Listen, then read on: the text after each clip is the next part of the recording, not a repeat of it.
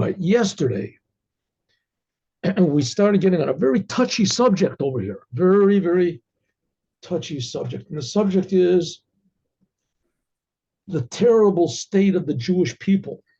And what are we saying? That there's a law in the Torah about loaning money. That if you loan money to someone or you give somebody a trust and you entrust this person with something to watch and with the agreement that he'll improve it, and he says that it's lost, it got lost. You come back and you claim it, you see that person says it got lost. And he lied. And you catch him. You say, hey, 1 second, I gave you my bicycle. You said you were going to watch it and even improve it. You're going to clean it up. And then you told me it was lost. You told me it got lost, and here it is. I see you're riding on my bicycle.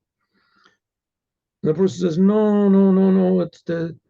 It just came back just now. So when you lied, you lied, and you took an oath. You swore to me that my bicycle had been stolen, and here I see you're riding on the bicycle. Okay, so you caught me. So what do? You have to go to the judges, and the judges say this person has to pay double.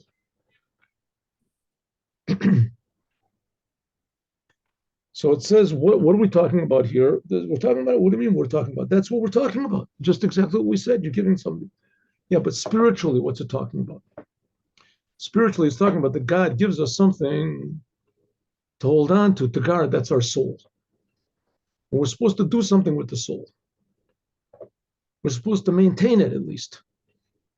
And at best, even improve it. And we deny. We say it got lost. I don't know what happened to it. I don't have it. It's not mine. Woke up this morning. There was no soul. And God says, hey, what are you talking about? Here it is. You misused it. Yeah, well, I guess, yeah. What are you going to do? So he says, well, now you got to pay double.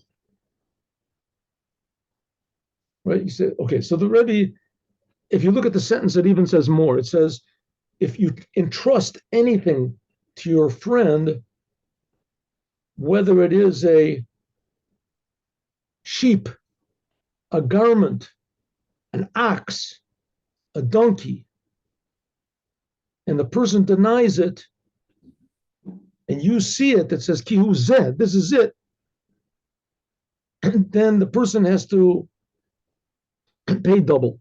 Person lied, has to pay double. So the Rebbe goes into the first whole explanation. Okay, what does it mean? God gives us a soul, and this soul is trusted to us. And God says, Zeh, this is it. Here it is. So the Rebbe says, what does it mean, Zeh, when we say Zeh? So the Rebbe goes into a big explanation about this. Now he's taking these words. Now this is what's called midrash. This is called what's midrash. You take a sentence in the Torah, you take it out of its simple meaning. There's whole books of this called midrashim, midrash Rabbah, midrash Tanchuma. There's a lot of midrashim, and so you take the words, you find a deeper meaning to them.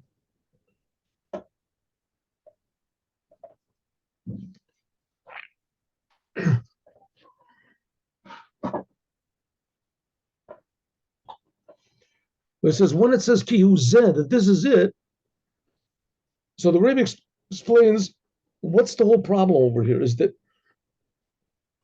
we're saying zeh, this, and we're making a big mistake. We think that the world is really the ultimate reality, zeh, here, this thing. And we're making a terrible error because it's not so. It's not so. It's almost like going to a movie theater and think that's reality. The picture that you see that's not reality. It's just a picture of reality. And what the people are doing in the picture, if you see a movie, people are just acting. You're just seeing a picture of a picture of a picture. So it is the whole world. We get interested in money, we get interested in pleasures, we get interested in, and the world just drives us crazy because we say, "Ki it. This is it. This is what reality is." And we're getting all excited about nothing. What should we be getting excited about? The keeping our word. We're trusted. We're entrusted with the soul, and we're supposed to keep the soul, and not say that the world, that's Zeh. The reality is the world.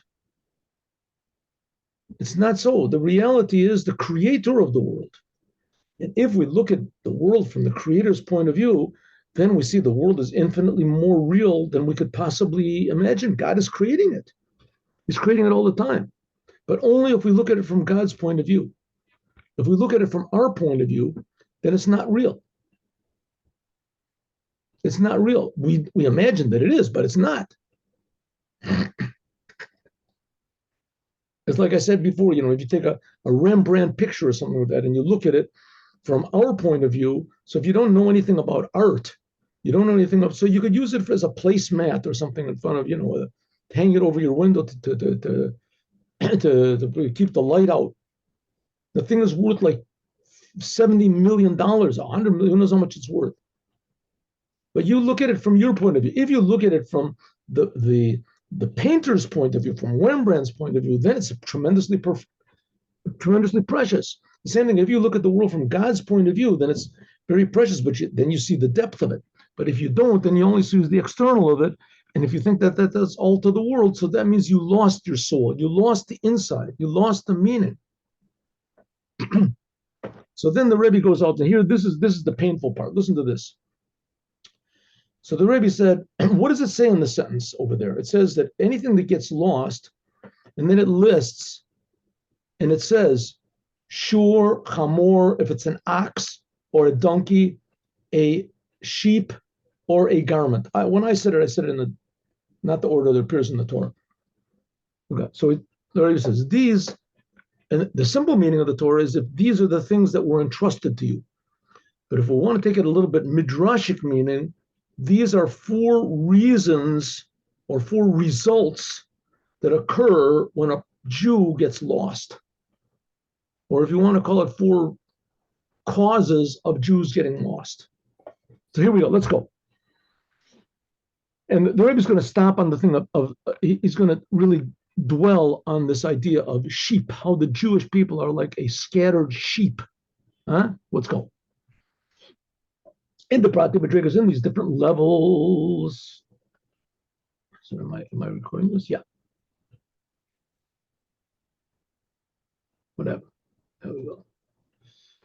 In these different levels of the soul, the animal soul, which the sentence lists, it lists 4 things: ox, donkey, sheep, and garment. It says if someone entrusted something to a friend, whether it is a ox, a garment, a donkey, a sheep, or a garment, right? And the person claims it got lost or whatever. Okay, and then you find it.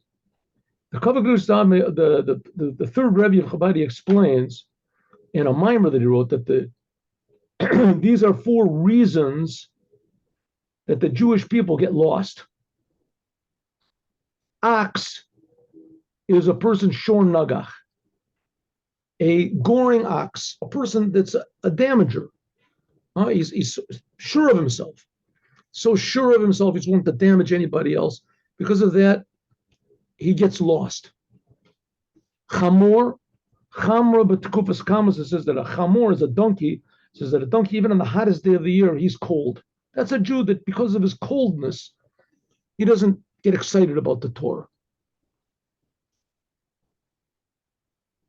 This the ox is because he's so egotistical that he won't let anyone tell him what to do. He won't do what it says in the Torah. Salma, what's a garment?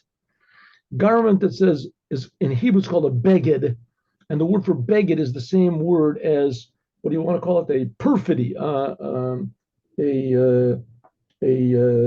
what's it, like a treason. Beged bogdim bo, bogdim bogdo. Says this is being treasonous, purposely going against God,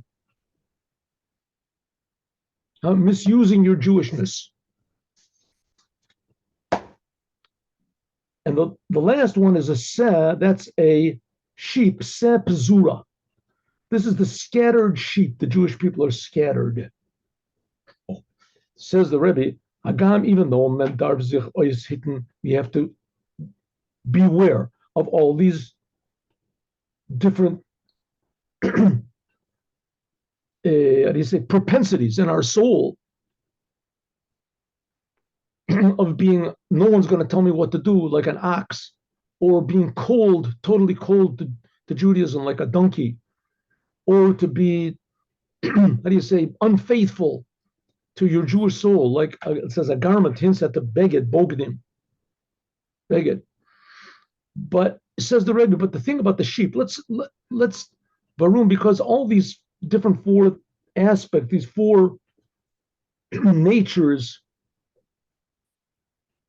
can destroy our godly soul from Desveg, and nevertheless is in Yeder's mind, and every time there's a special klippa, a special bad force, destructive force, we have to especially pay attention to. Therefore, Vedmen Zich, therefore let us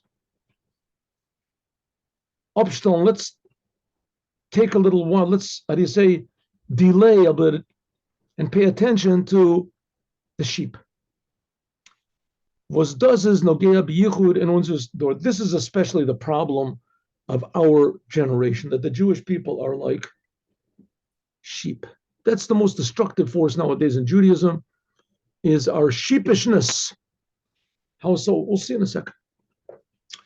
Of them was said step zur Yisrael. It says that the Jewish people are a scattered sheep. Vetman Akasha, Fretman Akasha. We can ask a question. What does it say? A scattered sheep is Yisrael. There are a lot of different names for the Jewish people. The Jewish people are called Bnei Yaakov. They're called Jewish people, Yehudim, huh? But that which were called Yisrael, Yeshurun, sometimes it's called Tzon Yosef. But then what the Jewish people are called Yisrael, this is the highest name for the Jews. This indicates that we're victorious. Yisrael means this is after Yaakov fought with an angel and he defeated the angel, his name was given Yisrael. Un Se Pezura is a Chisron. So why does it say that the Jewish people, Yisrael, which is the highest name of the Jewish people, they are a scattered sheep?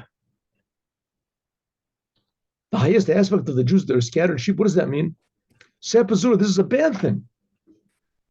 Is for was B'Shas, how can it be that at the time, Ervil Zogan Se Pezura, when God calls the Jewish people a scattered sheep, they're monter the Yisrael Davka, the name Yisrael.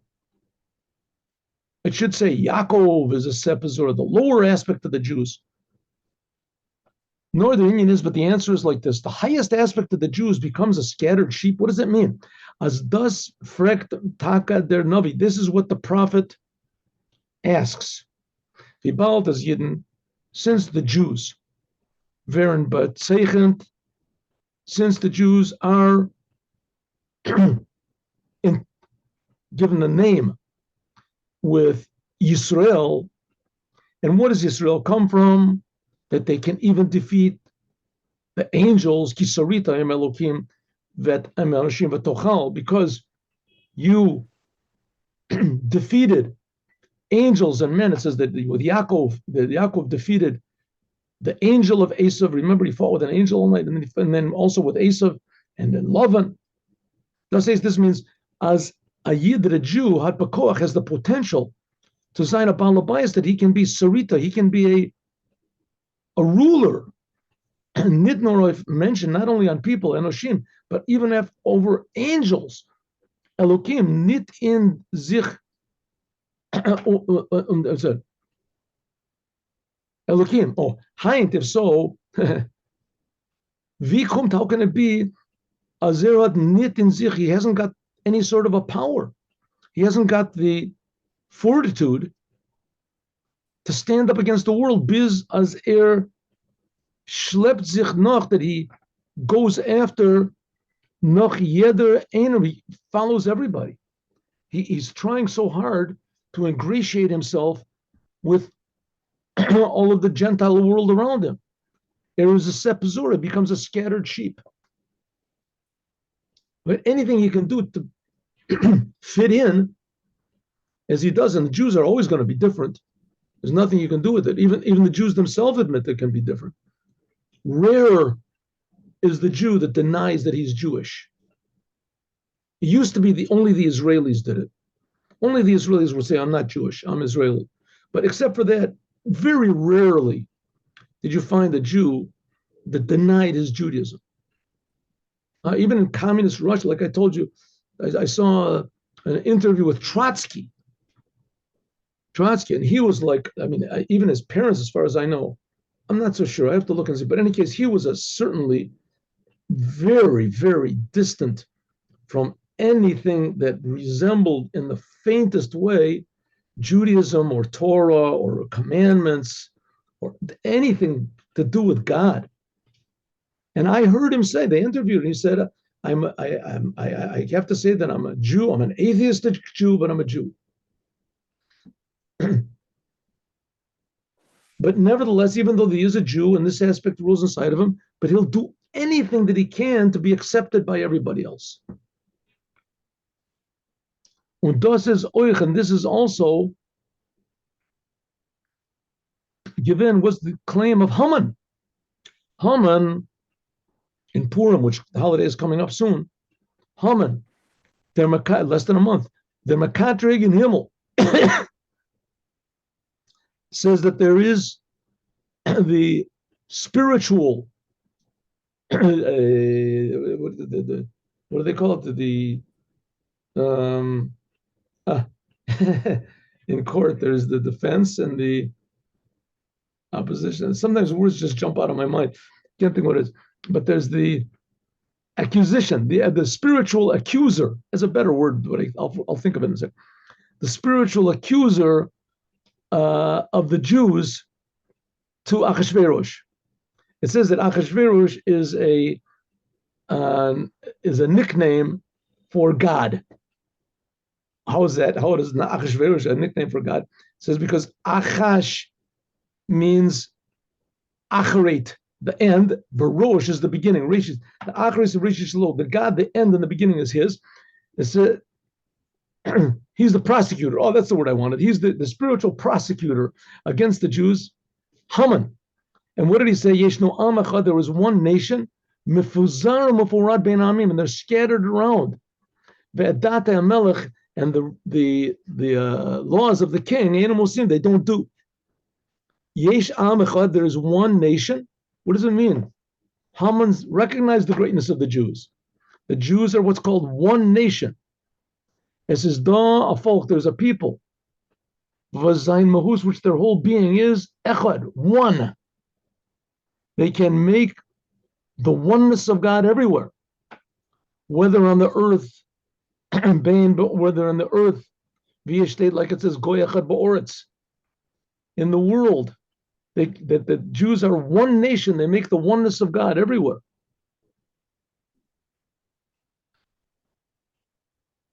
And never, notwithstanding, the greatness, they're scattered around all the world. What does it mean? That they are influenced, and they try to make a good influence. They try to make a good impression on everybody. So therefore, the laws of the king. Haman was talking about your laws, Achashverosh, but here we're saying who is Achashverosh is God. So Haman, who is the spiritual prosecutor of the Jews, went to Achashverosh, who we said this is another appellation for God, and he said, because the Jews are scattered all around, so therefore, Date Amelech, the laws of the king of the world, they don't do. Because the Jews are so interested in running around after all the nations of the world, So it doesn't look nice. You have tzitzis on, you have a beard. Come on, yeah. It doesn't look nice. You have to stick out among everybody. You're going to put on tefillin. I haven't got time. You're going to keep Shabbos. And maybe what is the non-Jews going to say? What are they? Their Seder via Darf Design, the way it should be is, as a Yid, vuer kumt, a Jew, no matter where he is, Darfer anführen. He has to conduct himself mit their spiritual, in a spiritual way. What is the emes metzius from the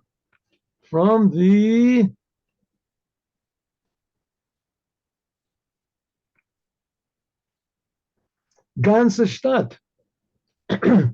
He should be the one that leads and sets the spirit of the whole place where he is.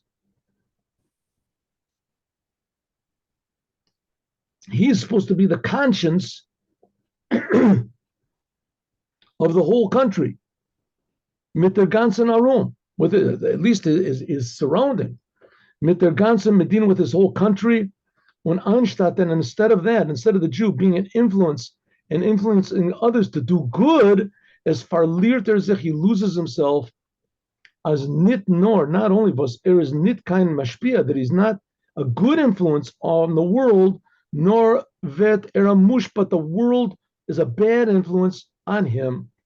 Tut noch, that he copies the shtusim, all the foolishness of the country. Bis der seviva, until the surrounding and on from the Stadt and from their country. Einstatt them in the place, was by jeder Zach darf poilen auf der ganze Sviva, instead of him having an effect on his whole surrounding, on their Shulchan Aruch, according to the way the Shulchan Aruch, the Jewish law book, says that a Jew should, in other words, that the Jewish law book, the Shulchan Aruch, that decides, that tells him how to act, speak, and think. Instead of that, who decides what he's going to think? Who becomes the posik? Because you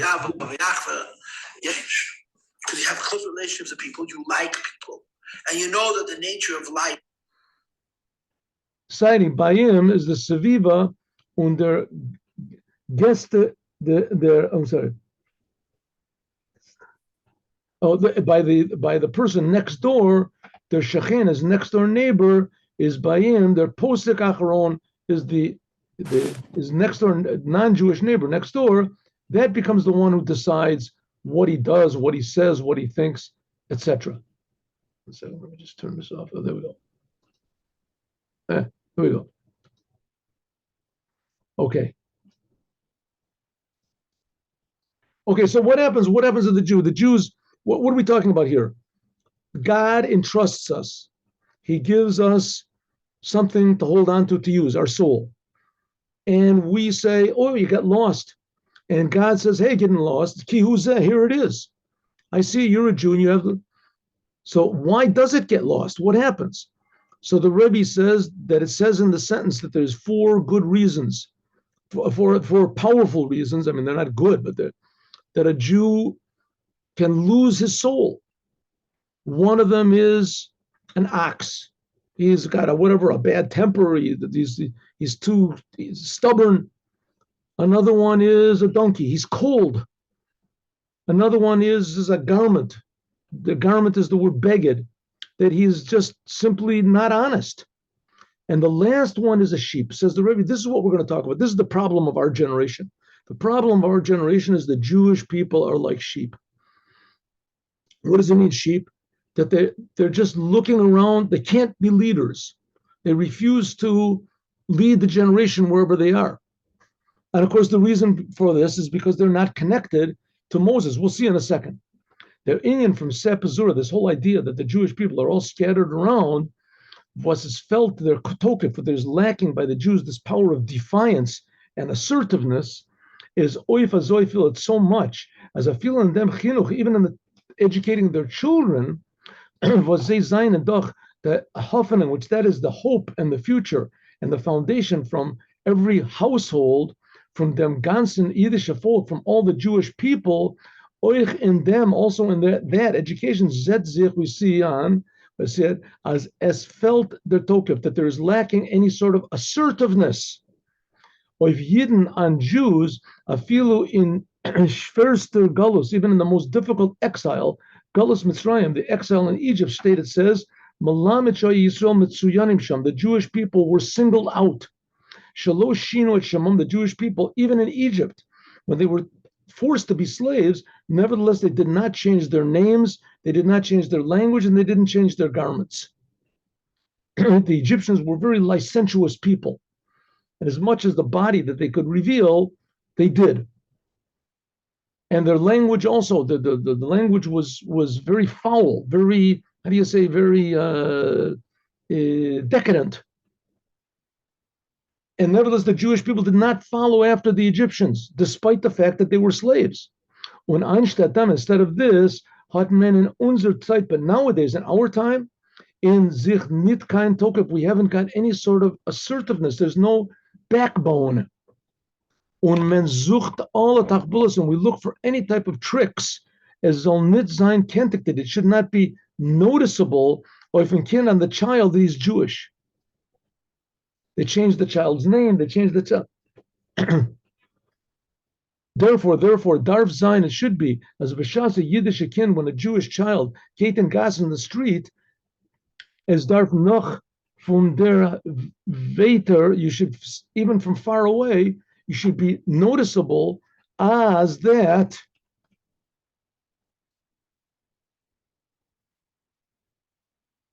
as Geta Yid, that there's a Jew. But because Yisrael is doch Hashem Mamala, because Jew is a high thing, it's a good thing. Is doch Hashem Mamala, it's a wonderful quality. When is anstatt damit, instead of this, stellt man sich gor damit und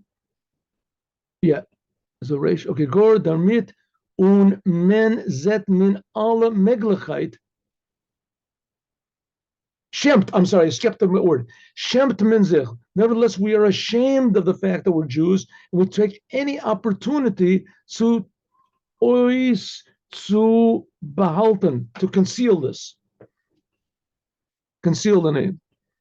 They say the joke, I mean, it's not, I guess it's a joke. If we didn't have Jews didn't have a good sense of humor, I don't think we would exist. But they say the joke that a person goes in, a Jewish guy goes into the, what is the Office of Records or something in America, and he says, I want to change my name to Gonzalez. His name is Bernstein, whatever, so he changes his name to Gonzalez. They say, okay, Gonzalez, he changes his name to Gonzalez. A week later, he comes in, he says, I want to change my name to McCarthy. He says, McCarthy? Why do you want to change your name to McCarthy? He says, because I don't want people to know that I'm Jewish. He said, but I don't understand. You just changed it last week to Gonzalez. Why do you want to change it to McCarthy? He says, I'll tell you why, because if I go into a place and they ask me what my name is, I'll say, my name is McCarthy. So then maybe they'll suspect that I'm a Jew. They'll say, oh yeah, what was your name before you changed it to McCarthy? So I'll say it was Gonzalez. So then, in other words, to hide and conceal as much as possible that I'm a Jew.